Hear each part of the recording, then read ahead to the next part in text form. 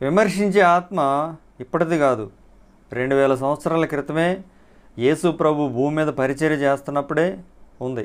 శాస్త్రులు పరిచర్యల్లో దూరి ఆ విమర్శించే ఆత్మ యేసు ప్రభు మీద దాడి చేసింది.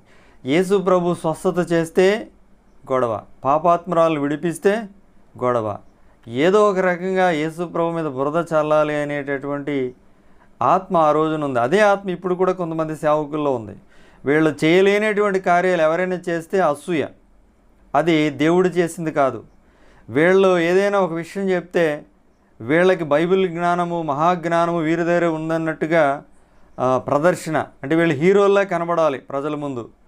వీళ్ళకి లక్షల్లో ఫాలోవర్సు, వీళ్ళు చెప్పేదే నిజము, వీళ్ళు చెప్పేదే వాక్యము, వీళ్ళు చెప్పేదే దేవుడు చెప్పింది అనేటటువంటి ఒక భావన వీరిలో ఉంది. ఇది ఇప్పటిది కాదు, పురాతనమైన దురాత్మ.